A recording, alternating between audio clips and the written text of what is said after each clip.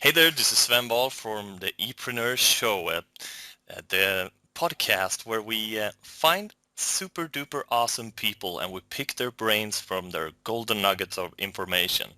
And today I have the honor of speaking to Mr. Paul Gillin. Welcome, Paul. How are you? I'm fine. Thanks for having me, Sven. It's always a pleasure to have nice people with an awesome background. So tell us. Tell the audience, who are you and where did you start? Well, I'm a reformed journalist. I was a technology journalist for 23 years. Ran the editorial operations at Computer World in the U.S. and for a startup called Tech Target, and went out on my own in late 2005, and I stumbled across social media as it was just beginning to grow.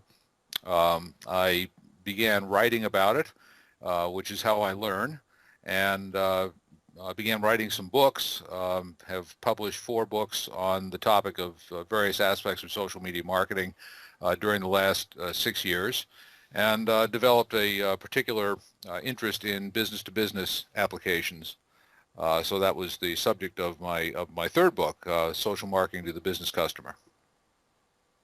Yeah, and that's the book we found that piqued our interest. Listen to your B2B market, generate major account leads, and build client relationships.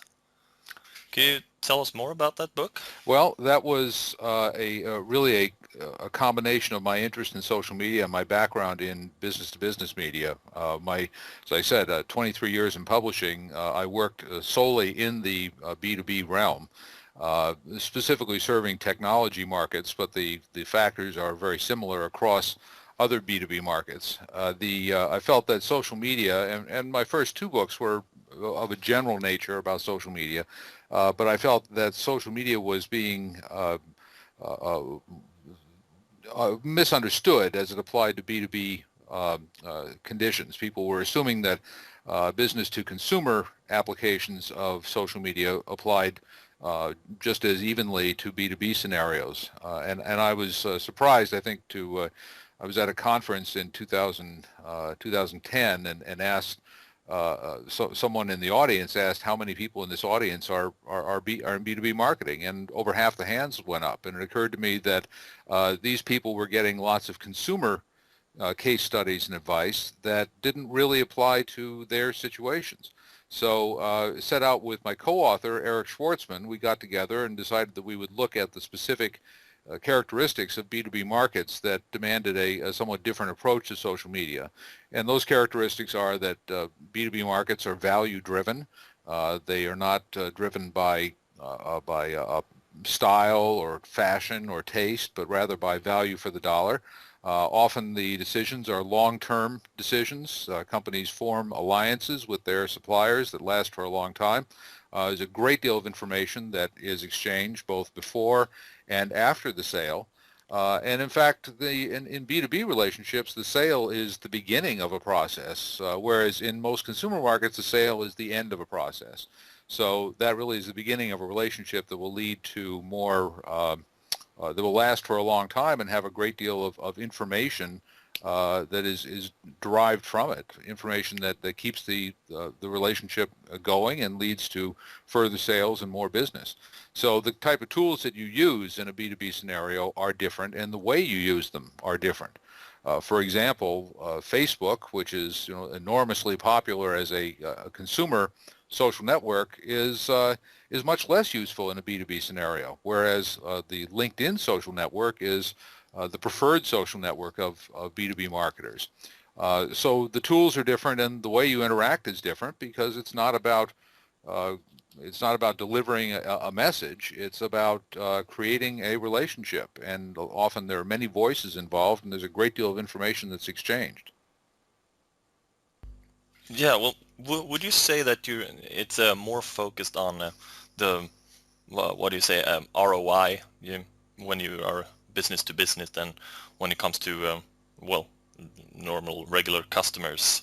Oh, instead of, absolutely. I mean, as I said, these are value-driven decisions. So companies make buying decisions, B2B buying decisions, almost always have some sort of ROI component. Now, that doesn't mean that the decision is always made in favor of the supplier that delivers the best ROI. There are other reasons that decisions are made, but but you have to justify your decision. Certainly, you're spending your shareholders' money. You have to justify those decisions based on a business outcome. And in a consumer scenario, we almost never do that. Consumers don't worry much about ROI. Certainly not for buying blue jeans or food. You know, we don't worry about the ROI of those purchases. But that's very much how businesses operate.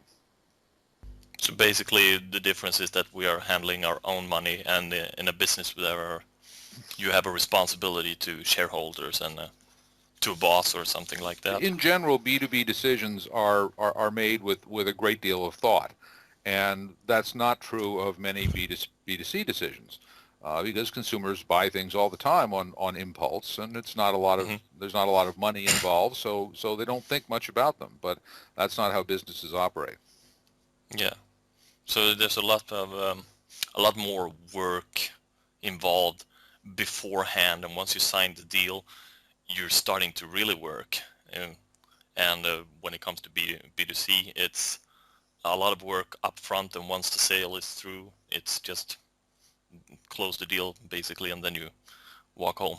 Right. Well, once you establish a preference in the mind of the consumer, it's much easier to sustain that relationship. If the consumer decides, you know, I like a particular brand of yogurt, then Dannon Yogurt doesn't have to do much to court my loyalty if I've made that decision.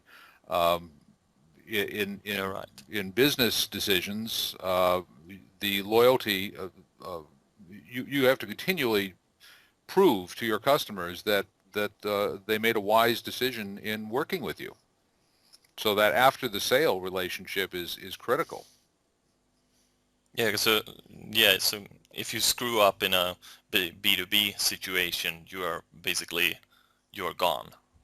Well, there's actually, it's interesting that personal considerations are very important in business decisions. We often don't think of them this way. We think that business decisions are driven by dollars and cents and specs and checklist items. But in fact, people making B2B decisions, often these decisions are very important to the health of the company.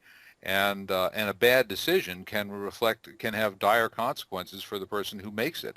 It can result in professional, they can lose their job, they can lose status, prestige, their careers can be affected by the decisions they make. So it's very important that B2B buyers feel personally invested in their decision. And that's a factor that's often overlooked by B2B companies. They think it's all about demographics and specs, but it really is about ultimately about the success of your buyer and making people feel comfortable with the decisions they've made. Would you say that there are some strategies, if we call them strategies, in a B2B situation that would be effective when selling to a customer? If you had